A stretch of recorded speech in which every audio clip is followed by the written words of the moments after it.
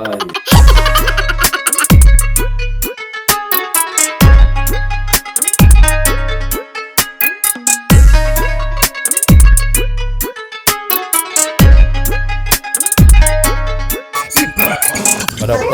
Alright, so today I'm screen printing again, but I'm trying out something new, like trying to achieve photographic quality with screen print. So I just exposed one screen and I'm busy cleaning it now.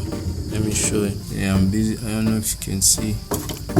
So I'm busy cleaning this, and the idea is to to be able to get the tonal value in such a way that it's near photograph quality of a screen print, because you can't really have variations in texture when screen printing. So I'm here at the back of the crib, and I'm trying to achieve this. So I just exposed the screen using the sun, because I don't have like the light. So I just use the sun. Sun's almost gone down, so I put emulsion on the screen, expose it using the sun. Now I'm cleaning out the screen so I can be able to print, and ink is going to be able to go through nice and easy. So let me keep working and we see how this goes. But the idea is to achieve like photograph quality print with these screens.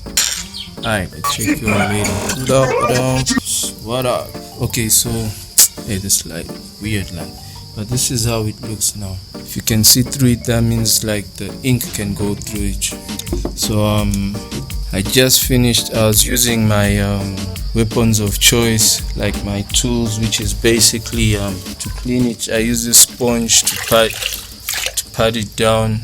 This, don't know if you can see, to pat it down and get rid of the emulsion that didn't react with the light. That's the one that comes off. That's the one where the ink is going to go through. So I use a sponge and water. If it gets tough, you can apply some detergent. It helps to get rid of the emulsion. That's if it's too tough. Like if you ever overexpose it, then you can use like detergent. If it's overexposed and it's giving you like a tough time to get rid of the emulsion. And I also use this simple spray for the tough spots, like the emulsion isn't like getting washed off easily.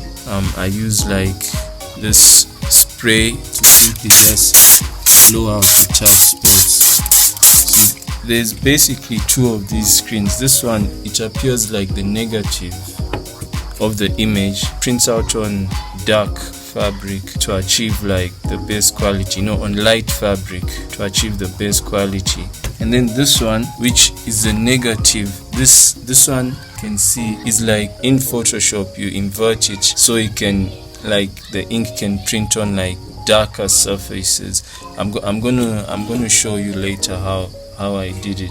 But then there's a way of preparing the image for print in Photoshop, where you take a grayscale and adjust the levels in there's a function for it, like in a bitmap image you can adjust the levels and even apply like a texture such that you can achieve tonal value in an image and are able to produce like photographic prints. I'm gonna show you later. I'm gonna show it to you in Photoshop, like it's very simple, the easy steps to achieve this. Alright, until then, later. What's up, y'all? Okay, so I just want to show you guys like how I prepare an image for screen printing, like a halftone, because that's like that's one way I can achieve near photo quality print. There's ways of achieving like fine detail when you do it, but I'm just going to show you how I achieve it, because of the kind of mesh I'm using. Like if you use like a mesh with a high mesh count, then you're able to achieve as much detail. But I'm using a compromised mesh, not compromised but improvised, I would like to call it that. Improvised mesh, easily accessible, not too expensive, and yeah, not too expensive mesh. So a mesh with a higher mesh count, then you're able to get more detail. So I'm just going to show you like based on the mesh I'm using, but I might as well show you the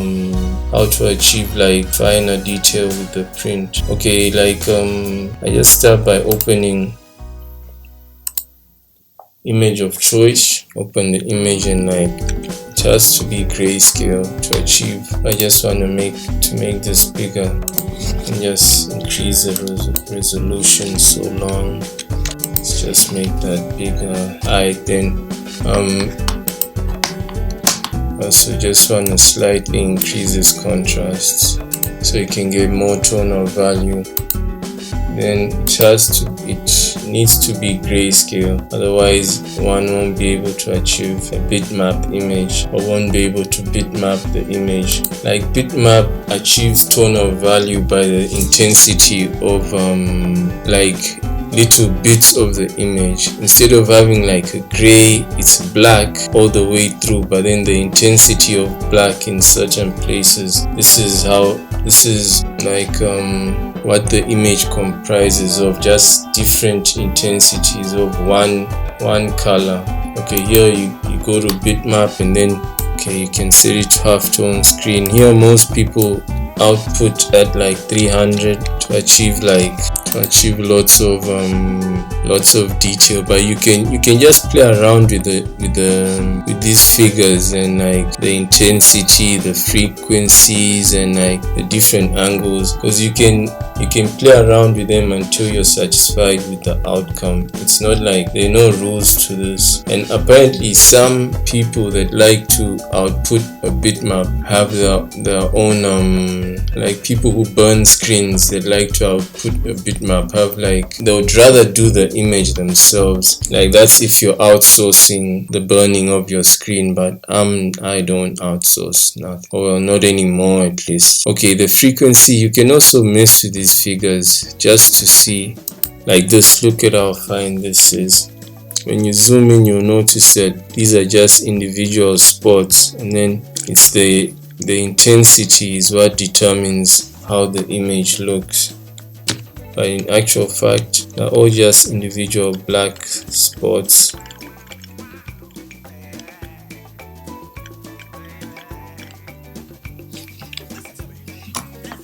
So once you've achieved this, then you can send it over to whoever's burning the screen, and then when they burn the screen, for these they use like high mesh counts.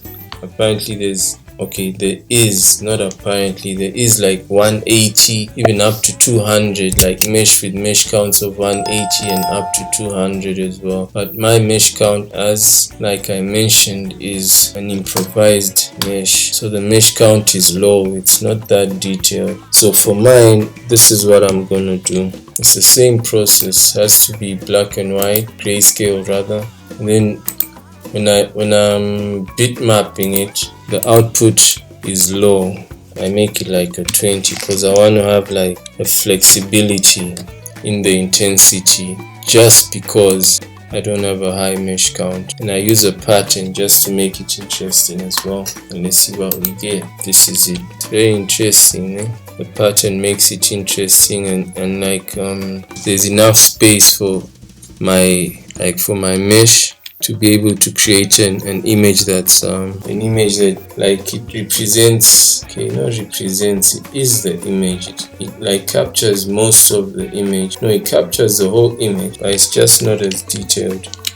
But it does achieve like photo quality. No photo, like photo, it does achieve like a photo image. Like it's this halftone is interesting, because the further it is, the more interesting it is. But anyways, this is my choice. I figure this will give my mesh a fighting chance to achieve a decent image. After I'm done here, I also create a negative image, like an inverted version of this, so I'm able to print on dark clothing as well, because this will not look good on dark clothing. In fact, if you print this on dark clothing, it comes out as a negative. I'll show you. So like this is a positive one, and then I'm just gonna show you how like the negative one is gonna look. It's a grayscale image, of course, and then image adjustments, and I invert it, and then I bitmap it. Same figures, output of 20 pixels per inch or per centimeter, and I also put a pattern in it,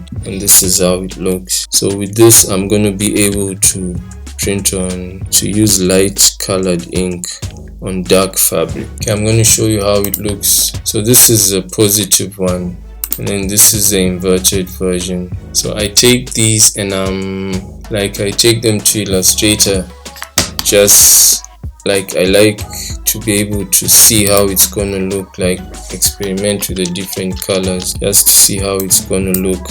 Like this is the inverted one, like on a darker fabric, because if it was on a lighter fabric, then it's gonna to produce an inverted image.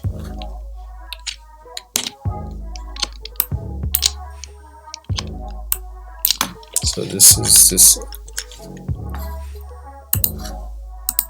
So I'm gonna show you, like, see, this was let's say it's a black on white.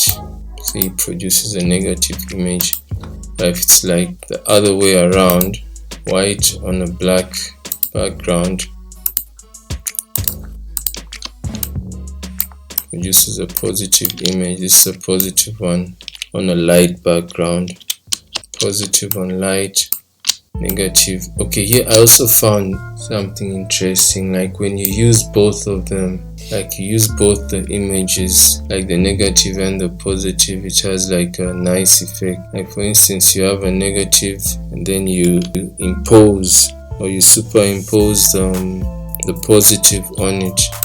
It like produces a really nice. I think I'm gonna experiment with the dark fabrics, and maybe put two colors on the dark fabrics, and then as well as the light ones like this. I'm gonna try and use like both the inverted version as well as the positive version on one like color fabric. So the registration needs to be up to par, but regardless, I think the effects are gonna be interesting. Like here, even if one was just to do like different variations, and that screen make it like red.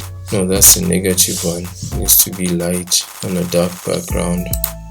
What's going on here? This needs to be dark on a light background.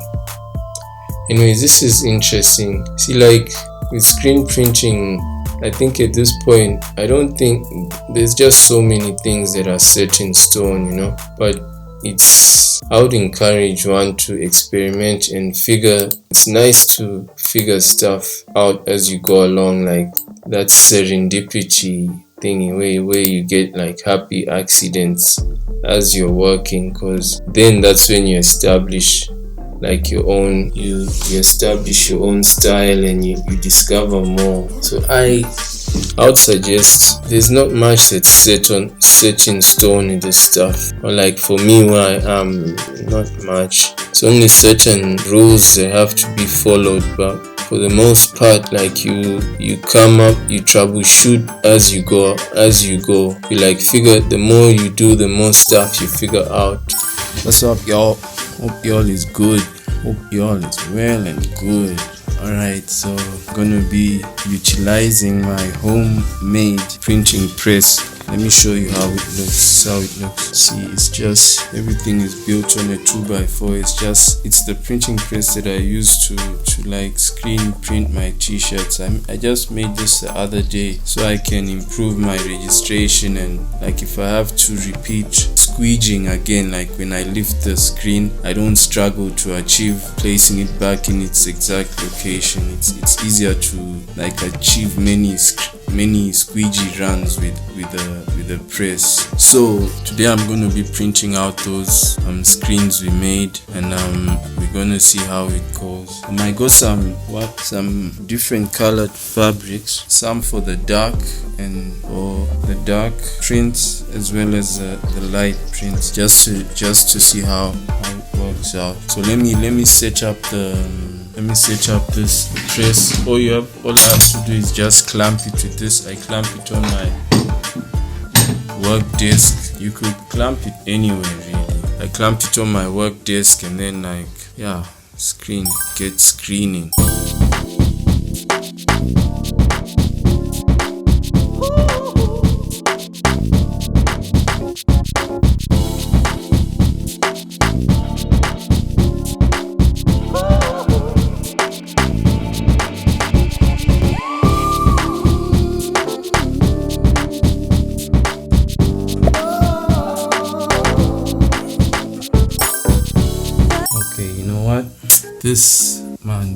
I think this is why, this is how this one came up. I think this is why we have the inverted image, because the more the contrast, the better. See, this is more closer to a darker color, so the impact of this print is much less than this one. This is why I have the negative image. So what I'm going to do now, I mounted the negative one, as you can see it's here.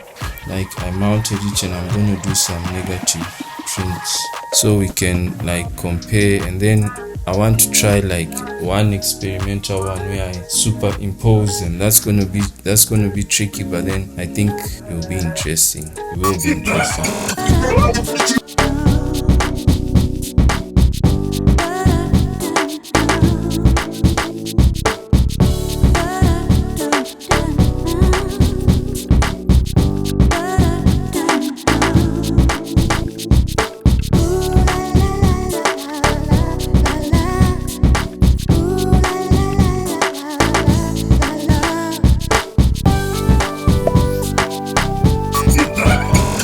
Okay, alright. Okay, this has been something. Okay, in life, it takes some wins as well as some losses. Anyways, I just want to show you guys the end result of the whole process. This is one of the negative image. Here the ink was a bit thick, so kind of struggled to go through the screen, but eventually we had the result. That's the result. And then this one, I think the fabric is a bit too dark for my liking, but then there we have it. That's one other. It's a good result as far as I'm concerned. This is one of the best results, I think. This one, this is magic. This is an L, what one would. Very unexpected. I don't like it. I'm being honest now. First of all, the registrations and the colors, man, I just don't like it. Nah.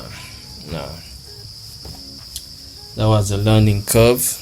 That's why we have test t-shirts and test prints. This is one of the interesting ones. This is the one where we experiment with superimposing the positive on the negative one, and for me it's a positive result. In fact, I'm pleasantly surprised. I'm not gonna lie, this is super interesting. It actually encourages me to experiment with more colors.